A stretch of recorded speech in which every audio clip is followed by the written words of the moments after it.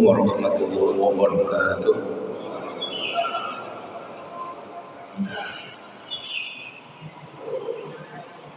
Alhamdulillah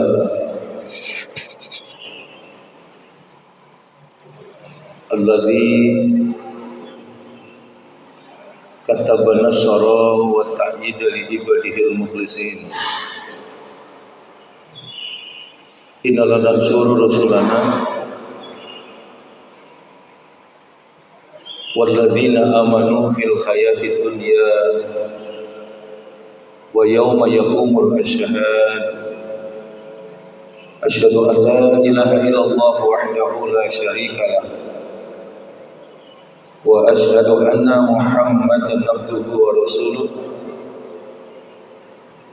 Allahumma shalli wa sallim wa barik ala nabiyyina wa rasulina Muhammad wa ala alihi wa ashabihi alladhina jahadu fillahi haqqa jihadih fakataba lahum rabbuhum izzat dunya wa syahadatul ukhra yaumma la yanfa'u malun wa la banun illa man atallaha biqalbin salim. Alhamdulillah, puji syukur marilah kita panjatkan kehadirat Allah Subhanahu wa taala pada kesempatan waktu fajar yang berbahagia ini. Allah memudahkan langkah kita, bersama-sama kita bisa hadir, bisa memenuhi undangan jamuan istimewa yang disediakan oleh Allah, bisa melaksanakan sholat subuh secara berjamaah. Mudah-mudahan ibadah kita ini diterima oleh Allah Subhanahu wa taala. Dan semoga kita semua yang hadir di majelis ini, hidup kita semua diselamatkan dan dibahagiakan oleh Allah Subhanahu wa taala. Para jamaah rahimakumullah, Allah Subhanahu wa taala menunjukkan kepada kita bagaimana Allah menyediakan kebahagiaan kehidupan, dan itu ditunjukkan oleh Allah di Al-Quran surat kedua, surat Al-Baqarah ayatnya ayat 38. Bagaimana Allah memberikan petunjuk kepada manusia pertama, Nabi Adam alaihissalam, ketika diturunkan oleh Allah di bumi. Allah menyatakan, diabadikan di Al-Quran surat kedua, surat Al-Baqarah ayat 38. Kul nahbitu minha jami'a fa imma ya'tiyannakum minni huda faman tabi'a hudaya fala khaufun 'alaihim wa lahum yahzanun. Adam, turun kalian ke muka bumi. Semua perangkat kehidupan sudah aku persiapkan. Bagaimana kalian bisa menikmati dan merasakan kebahagiaan kehidupan? Kalau kamu hidup butuh makanan, sudah aku sediakan. Butuh air, butuh minuman, sudah aku cukupkan. Butuh udara, sudah aku lengkapkan. Dan yang perlu engkau catat, hidup tidak hanya sekedar cukup itu, tapi ada perangkat kehidupan yang tidak kalah pentingnya. Apa itu? Supaya kalian bisa hidup dengan benar, supaya kalian bisa hidup dengan teratur, maka aku turunkan kebenaran, aku berikan aturan, aku berikan petunjuk kepada kalian bagaimana kalian bisa menjalani hidup dan kehidupan dengan penuh keindahan dan merasakan kenikmatan dan kebahagiaan kehidupan. Maka di ayat itu Allah tunjukkan, fa imma ya'tiyannakum minni huda. Maka sewaktu-waktu aku berikan kepada kalian, aku turunkan petunjuk bagaimana tata cara hidup yang baik, bagaimana kalian bisa menempuh hidup dalam jalan kemuliaan, sehingga kalian betul-betul bisa menikmati dan merasakan kebahagiaan kehidupan. Dan yang perlu engkau ingat, Adam, bahagiamu tidak hanya di dunia, karena di dunia ini hanya sesaat, lebih kurang 63 tahun untuk era dan dekade kita. Dan di awal-awal kehidupan Allah memberikan kesempatan yang jauh lebih panjang. Maka di situ Allah menyatakan, fa imma ya'tiyannakum minni huda. Sewaktu-waktu aku turunkan kepada kalian petunjuk, ayat demi ayat aku turunkan, maka dengan itu engkau akan merasakan dan menikmati kebahagiaan kehidupan. Faman tabi'a hudaya, sebab barang siapa yang mengikuti petunjukku, maka engkau akan bahagia. Dengan cara apa? Diangkat oleh Allah rasa takutnya dan diangkat oleh Allah rasa sedihnya. Oleh karena itu, para jamaah rahimakumullah, panjenengan bisa pirsani di Quran surat Jum'ah surat ke-62 ayat yang kedua, Allah kemudian menjelaskan, memberikan petunjuk kepada kita tentang diutusnya Nabi Muhammad sallallahu alaihi wasallam. Penutup para nabi dan rasul itu Allah tunjukkan kepada kita. Huwallazi ba'asa fil ummiyina rasulam minhum yatslu alaihim ayatihi wa yuzakkihim. Jadi diutusnya Nabi Muhammad itu Allah memberikan petunjuk kepada kita.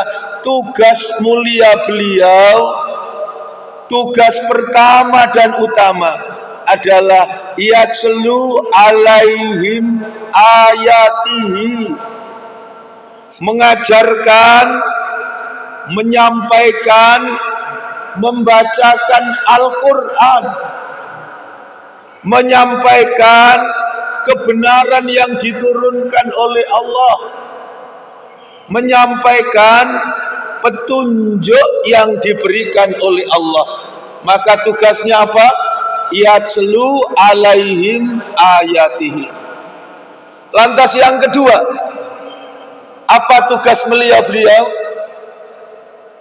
Tugas mulia dari beliau adalah wa yuzakkihim, mentazkiyatun nafas, membersihkan jiwa-jiwa umatnya. Pertama, yatslu alaihim ayatihi, menyampaikan, mengajarkan, membacakan ayat-ayat Allah. Yang kedua apa? Wa yuzakkihim, bahasa orang sekarang mempurifikasi, mengembalikan kemurnian dari jiwa-jiwa umatnya. Dalam ayat ini disebut Rasulullah bertugas untuk mentazkiyatun nafas, membersihkan jiwa-jiwa umatnya supaya terus dalam kemuliaan. Sebab manusia adalah makhluk yang diciptakan oleh Allah sebaik-baik penciptaan. Maka sudah wajar, sudah sepatutnya kalau kita hidup terus merawat diri dalam kemuliaan dan jangan pernah jatuh. Terlalu besar mungkin Pak ya. Oh nggih. Jadi terus dalam kemuliaan dan jangan pernah kemudian jatuh ke dalam kehinaan. Rasul bertugas membacakan, menyampaikan ayat-ayat Allah supaya umat ini berada di dalam kemuliaan, supaya selamat dari kehinaan. Seperti yang diingatkan Al-Quran, laqad khalaqnal insana fi ahsani taqwim. Manusia itu diciptakan sebaik-baik penciptaan, maka tidak ada pilihan lain kecuali dalam hidup itu kita hidup dengan sebaik-baik kehidupan, dengan sebaik-baik amal perbuatan, yaitu ahsanu amalah. Diciptakan ahsani takwim, maka hidup secara ahsanu amalah. Supaya apa? Ketika kita kembali kepada Allah, kembali dalam kondisi yang sebaik-baiknya, husnul khotimah. Mudah-mudahan hidup kita semua diberkahi oleh Allah Subhanahu wa ta'ala. Kita bisa merawat hidup dalam kemuliaan. Kita selalu mengisi kesempatan kehidupan dengan kualitas amal yang terbaik, supaya kita semua tercatat, dikelompokkan dan digolongkan menjadi golongan hamba-hamba Allah yang salih, yang menikmati dan merasakan kebahagiaan tidak hanya di dunia, tapi di dunia sampai dengan kenikmatan dan kebahagiaan hidup di akhirat. Inilah yang ditunjukkan oleh Allah. Rasul tugasnya yatslu alaihim ayatihi, menyampaikan dan mengajarkan ayat-ayat Allah. Yang kedua, wa yuzakkihim, membersihkan jiwa-jiwa umatnya dengan ayat-ayat yang diturunkan oleh Allah. Panjenengan bersani di Quran surat ke-91, surat Asy-Syam ayat 7, ayat 8, ayat 9, ayat 10. Apa yang diingatkan oleh Allah? Allah memberikan petunjuk kepada kita, wa nafsi wa ma sawwaha fa alhamaha fujuraha wa taqwaha qad aflaha man zakkaha wa qad khaba man dassaha. Manusia itu jiwa yang disempurnakan. Wa nafsi wa ma sawwaha, maka jiwa ini harus terus dijaga dan dirawat, dibersihkan jiwa kita. Allah jaga, Allah bimbing, Allah berikan petunjuk kepada kita manusia bagaimana dipilihkan oleh Allah. Ayat 8 itu, fa alhamaha fujuraha wa taqwaha, ditunjukkan oleh Allah ini jalan fujur, ini jalan takwa. Apa jalan fujur? Jalan kehinaan. Apa jalan takwa? Jalan kemuliaan. Jalan takwa itu jalannya orang yang hidupnya dimuliakan oleh Allah. Dalam kaidah itu jelas ada 3 ciri pokok dari orang yang memilih jalan takwa. Ada 3 mahkota yang dimiliki bagi orang yang tercatat menjadi orang yang hidupnya dimuliakan dan dibahagiakan oleh Allah karena memilih jalan kemuliaan. Inna akramakum indallahi atqakum. Manusia yang paling mulia di sisi Allah adalah manusia yang bertakwa kepada Allah. Siapa orang yang bertakwa kepada Allah? Taqwallah ayyuta'a. Orang yang bertakwa itu orang yang selalu taat kepada Allah. Yang kedua, wa yuskara fala yukfar. Orang yang bertakwa itu orang yang hidupnya selalu bersyukur. Dan yang ketiga, orang yang bertakwa itu wa yudkara fala yunsa. Orang yang dalam hidupnya selalu tenang, tentram, jiwanya damai. Kenapa? sebab dalam hidup dia selalu ingat kepada Allah, selalu berzikir kepada Allah. Inilah orang yang memilih jalan takwa. Maka fa'alhamaha fujuraha wa taqwa.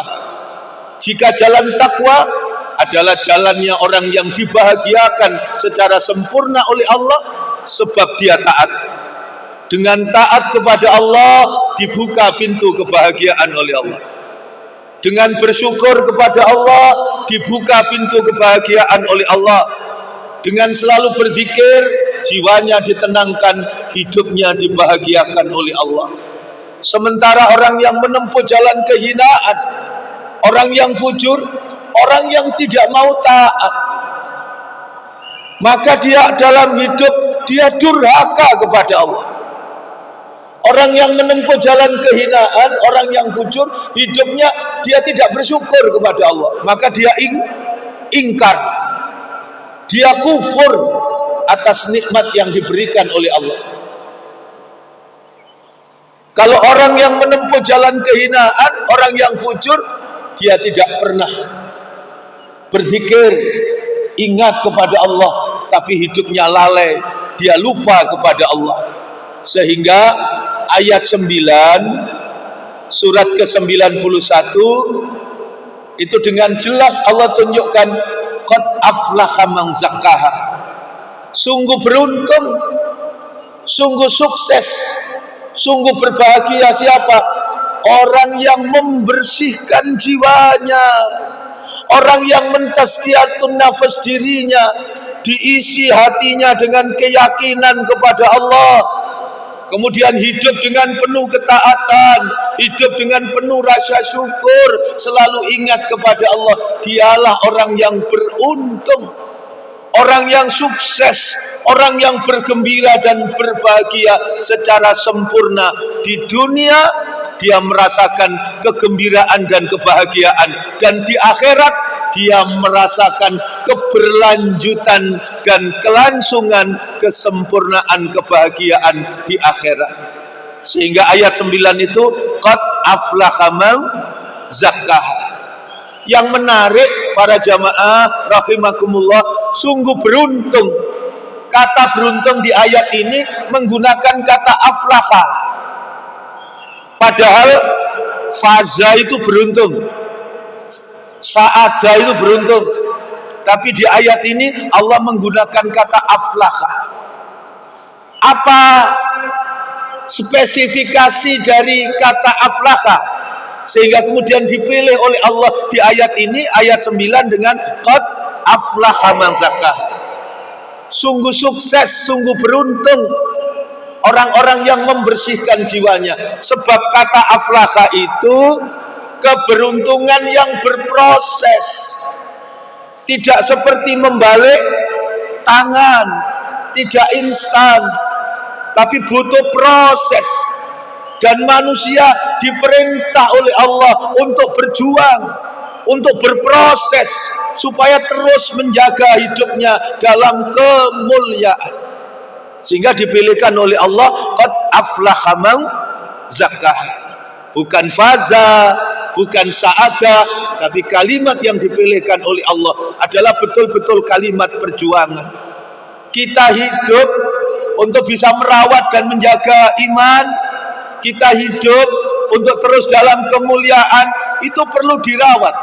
Panjenengan bersani Quran surat ke-90, di surat 90 surat Al-Balad ayat 12, ayat 13. Apa yang diajarkan oleh Allah kepada kita? Wa ma adraka mal aqabah. Tahukah kalian jalan yang mendaki? Tahukah kalian jalan menuju kebaikan yang harus berpayah-payah, jalan perjuangan? Wa ma adraka mal aqabah. Tahukah kalian aqabah, jalan perjuangan? Maka ayat 13, fakku raqabah. Fakku fi'il amar. Apa itu? Perintah dari Allah. Setiap diri diperintah oleh Allah untuk berjuang.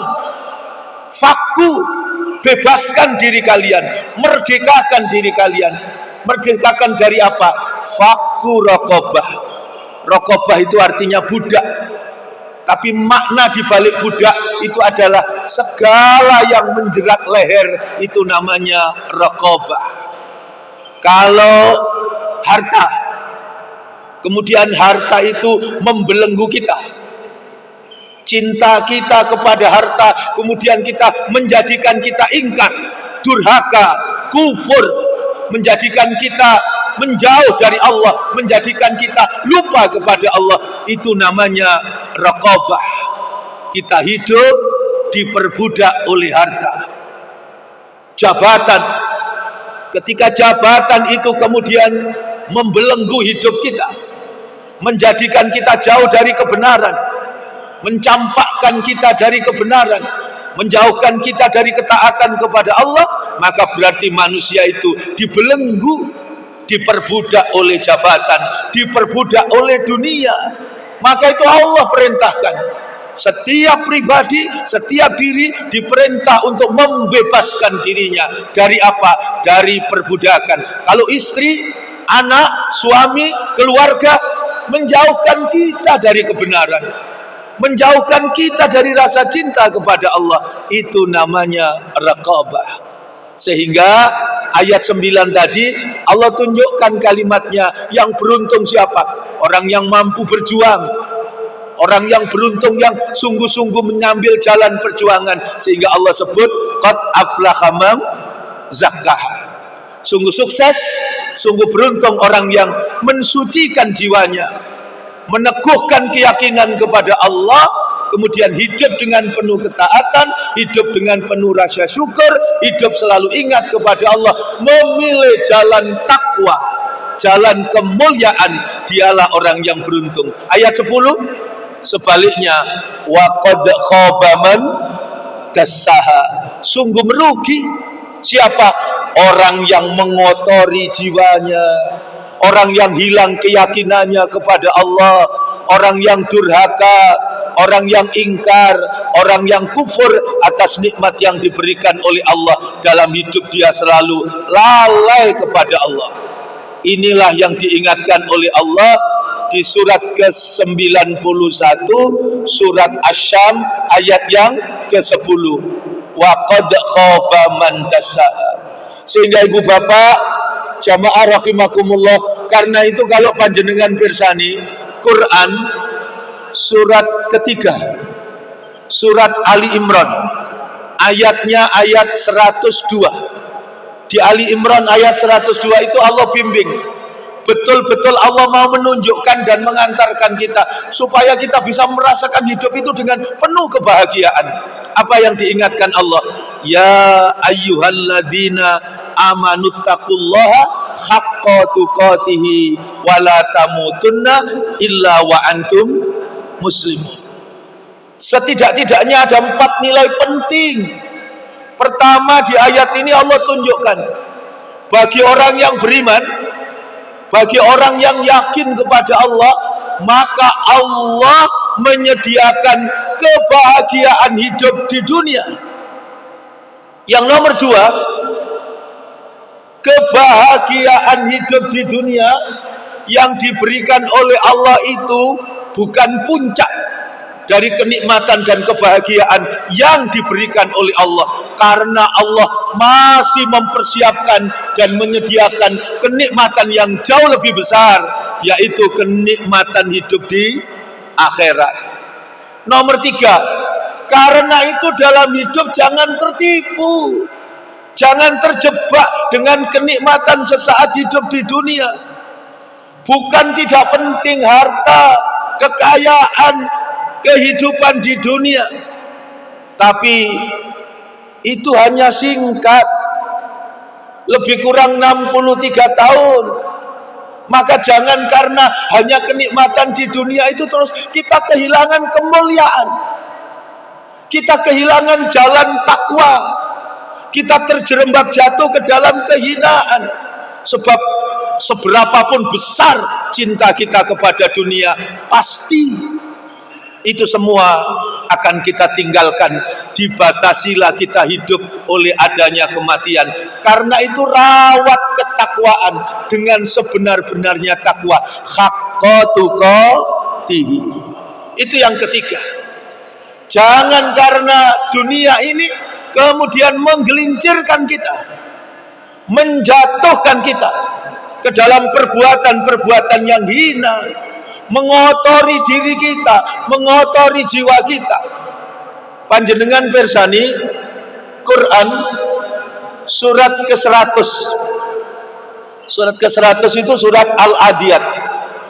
Di surat Al-Adiyat itu sampai Allah ingatkan, innal insana li rabbihi lakanud wa innahu ala dzalika lasyahid wa innahu li hubbil khairi lasyadid afala ya'lamu idza bu'sira ma fil kubur wa khussila ma fis sudur. Jadi Allah ingatkan, manusia itu kok bisa ingkar. Innal insana li rabbihi lakanud. Sungguh manusia ini keterlaluan durhakanya kepada Allah. Karena dia sadar dengan apa yang dia lakukan, dengan keingkarannya. Kenapa bisa terjadi begitu? Itu kemudian Allah jelaskan dan Allah jawab di ayat ini, itu semua terjadi karena manusia terjebak rasa cintanya yang berlebihan kepada dunia. Yang dianggap penting, yang dianggap mahal, yang dianggap berharga, itu hanya dunia. Maka yang menarik kalau kita renungkan di ayat ini, Allah langsung sodorkan solusinya. Allah langsung memberikan jalan keluarnya. Allah menarik hambanya itu supaya kembali ke jalan yang benar. Dengan cara apa? Ada dua tadi. Pertama apa, Pak? Afala ya'lamu idza bu'sira ma fil kubur. Allah ingatkan alam barzakh, alam dunia, alam akhirat, ada ruang tunggu, ada ruang lobi, ada buffer stock, ada daerah kawasan penyangga. Di tempat ini manusia menunggu meninggalkan dunia menuju ke akhirat. Dan kata Rasulullah, belum diadili, belum divonis, belum diputuskan, tapi orang yang di alam barzah itu bisa merasakan kenikmatan, dia bisa merasakan nikmat kubur. Kata Rasulullah, kenapa? Sebab dia ditempatkan oleh Allah di tempat yang nyaman. Di mana tempatnya? Ditempatkan di salah satu taman di antara taman di surga. Tapi bagi orang yang kufur, orang yang mulia, orang yang bertakwa, orang yang taat kepada Allah, ditempatkan di alam barzah itu di salah satu taman di antara taman di surga. Tapi orang yang ingkar, orang yang durhaka kepada Allah, kata Rasulullah, menjadi tempat yang sangat menyesakkan. Siksa kubur, dihimpit oleh bumi, di tempat yang sangat sulit. Kenapa? Sebab tempatnya bukan salah satu taman di antara taman di surga.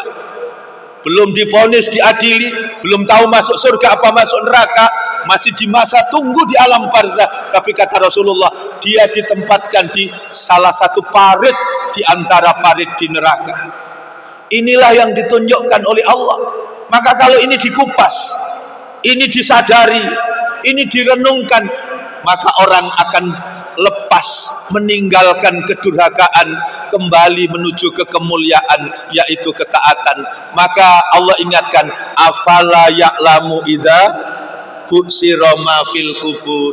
Yang kedua, Bapak, wa khussila ma fis sudur. Orang itu akan kembali kalau ingat sudur. Apa sudur itu, Pak? Hati. Dan di Quran, hati itu disebut dengan 4 istilah.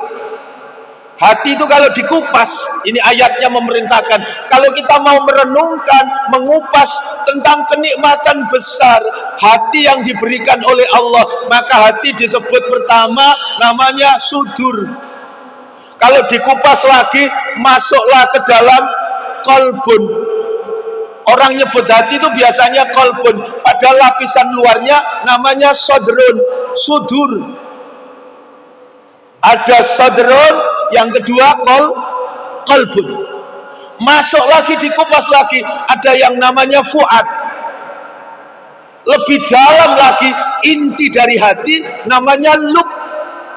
Bentuk jamaknya di Al-Quran ulul albab.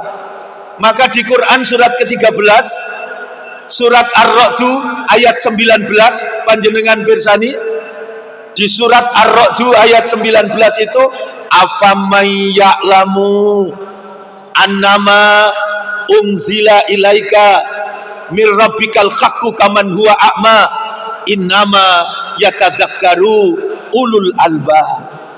Apakah orang afamay ya'lamu annama unzila ilaika, orang-orang yang membenarkan ayat-ayat Al-Quran yang diturunkan oleh Allah, kemudian hidup dengan ayat-ayatnya Allah, sama dengan orang yang menolak ayat-ayatnya Allah, tidak mau peduli dengan petunjuk yang diberikan oleh Allah, tentu tidak sama. Orang yang mengikuti petunjuknya Allah, hidupnya akan dibahagiakan oleh Allah, hidup di jalan terang atas cahaya dan petunjuk yang diberikan oleh Allah, jiwanya menjadi bersih atas sinar petunjuk yang diberikan oleh Allah. Dan orang yang menolak petunjuk yang diberikan oleh Allah tentu hidup dalam kegelapan. Perbandingannya di ayat itu seperti orang yang melihat dengan orang yang dalam keadaan buta. Dan di sini yang buta tentu bukan buta matanya, tapi buta mata hatinya. Afamay ya'lamu annama unzila ilaika mir rabbikal haqqu kaman huwa a'ma.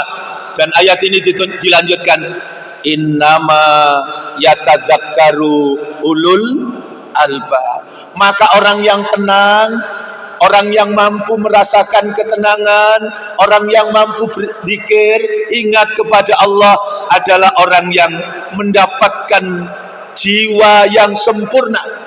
Diisilah hatinya dengan bimbingan dan petunjuk dari Allah, ilmu yang mampu mengantarkan ketaatan kepada Allah. Kalau kita rasakan, kalau di level luar tadi Pak, apa tadi, sodrun, ngaji, baca Quran, apa saja itu sebatas informasi, wacana, pengetahuan, belajar sholat, zakat, dan macam-macam ilmu itu sebatas pengetahuan. Maka jangan heran ada orang ngerti sholat tapi belum tentu melaksanakan sholat. Orang ngerti tentang ketentuan-ketentuan zakat tapi belum tentu mau mengeluarkan zakat, sebab hatinya yang terisi baru sampai kepada sodrun. Maaf juga, ada orang yang pendidikannya sudah tinggi, bahkan di sekolah tinggi, apa itu misalnya ada di UIN, ada di IAIN dulu, lulus sarjana, S1 sudah selesai, S2 sudah selesai, sudah ngerti, dan itu ilmu tingkat EK. Bagaimana kita harus menutup aurat, tapi ngapunten, kalau ada kondangan, kalau ada acara pakai busana muslimah, tapi begitu di rumah, jalan ke pasar pakai celana pendek. Bukan tidak tahu dia, tapi ternyata yang masuk baru pada lapisan sodron. Itu kalau masuk lebih dalam, itu baru meresap, menggetarkan. Itu kalau sudah masuk ke lapisan kolbun. Kalau sudah kolbun, hatinya diisi, ngerti sholat dan pasti dia sholat. Kenapa? Sebab dia mengerti resiko dari orang yang tidak sholat. Bainal abdi wal kufri tarkus sholat. Yang membedakan ini mukmin apa kafir, meninggalkan sholat. Faman tarokaha, barang siapa yang meninggalkan sholat, fakot kafar, maka dia dikelompokkan orang kafir. Pasti sholat, meskipun maaf-maaf sholatnya barangkali hanya sekedar gugur kewajiban, tapi sudah sholat. Dia merawat dan menjaga sholatnya. Dia hati-hati jangan sampai tidak sholat. Kalau masuk lebih dalam lagi di fuad, kalau fuad ini getarannya sudah menyatu, mendarah daging, sholat bukan hanya kewajiban, zakat bukan hanya kewajiban, tapi merupakan kebutuhan. Yang butuh zakat kita, Masya Allah. Yang butuh sholat kita. Allah tidak butuh sholat kita, yang butuh sholat kita. Sholat juga merupakan investasi kekayaan yang jauh lebih berharga dibanding hanya sekedar apa yang kita miliki di dunia. Itu kalau sudah masuk di fuad. Lebih tinggi dari fuad namanya tadi apa? Lub. Itu bentuk jamaknya ulul albab. Ini yang sudah menjadi karakter.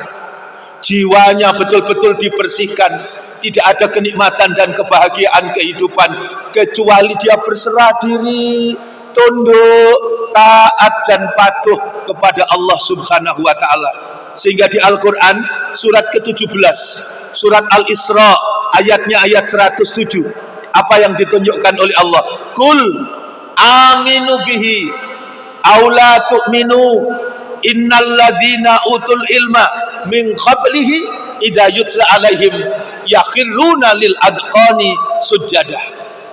Katakan Muhammad, sampaikan, aminu bihi, berimanlah dengan Al-Quran. Aminu bihi, ikuti Al-Quran. Aminu bihi, berimanlah dengannya Al-Quran. Aula tu'minu, atau kalian hidup tidak mau mengikuti petunjuk yang diberikan oleh Allah dari Al-Quran. Kul aminu bihi aula tu'minu, sama saja bagi Allah. Engkau beriman atau engkau tidak beriman, tidak ada pengaruhnya bagi Allah.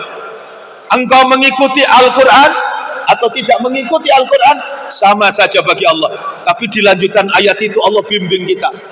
Apa yang diajarkan Allah?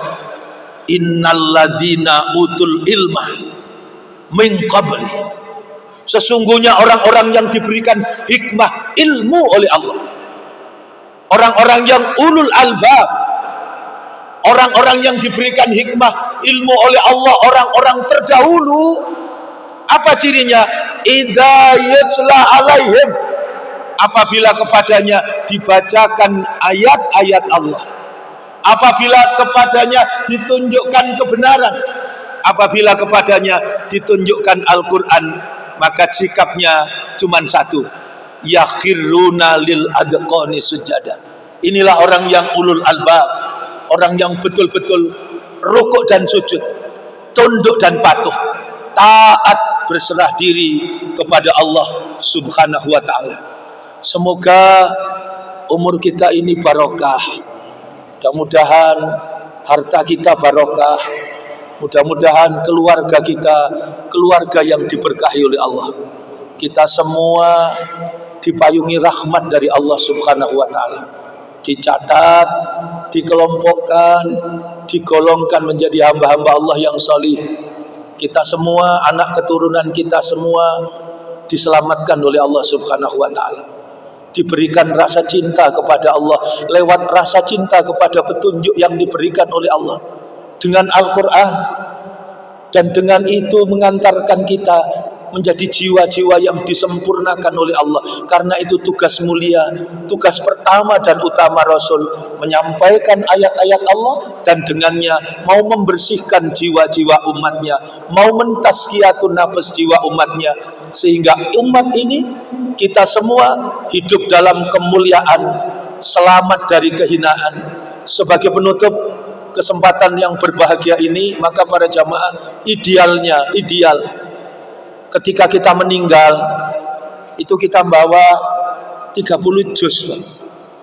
Ya Allah, dengan 80 tahun umur yang Engkau berikan, di tengah-tengah kesibukan kami bisa melakukan banyak hal, maka sudah saya sempurnakan ya Allah, saya kembali kepada Engkau ya Allah dengan membawa 30 juz. Tapi kalau 30 juz saja kita begitu luar biasa berat, di tengah banyak aktivitas sampai terlewatkan, sudah injury time, sudah umur sekian, maka kita nangis kepada Allah dengan segala rasa malu. Ya Allah, meski dengan segala rasa malu, saya kembali kepada Engkau. Jangan cabut nyawa saya ya Allah sebelum saya selesaikan satu juz 30. Ketika kembali kepada Allah membawa juz 30, insya Allah kalau juz 30 agak ringan. Mulai surat ke-78, surat An-Naba sampai surat 114, surat An-Nas. Itu kan kalau mulai surat ke-96, surat yang pertama turun, surat Al-Alaq, Iqra. Itu kan pendek tambah pendek. Insya Allah sudah banyak yang hafal. Tinggal beberapa surat di atas yang agak panjang. Surat An-Naba, An-Nazi'at, Abasa, surat-surat itu. Nangis kita kepada Allah, kita rawat, kita openi, kita telateni. 1-2 ayat di tengah-tengah. Ya Allah, berikan kesempatan kepada saya untuk mampu membawa juz 30. Jika juz 30 kita tidak mampu, kita tidak bisa berkata-kata dengan segala rasa malu apa. Tolong ya Allah, jangan Engkau cabut nyawa saya sebelum saya bisa membawa 30 ayat. 30 ayat itu surat ke-67, surat Al-Mulk. Hadisnya itu unzilat alayya suratun wa iya salasuna ayat jumlatan wa khidatan wa qala hiya almani'a fil kubur. Telah diturunkan kepadaku satu surat 30 ayat, kata Rasulullah. Surat Al-Mulk istimewa. Apa istimewanya? Jumlatan wa khidatan. Ayat yang 30 itu satu surat oleh Allah diturunkan sekaligus.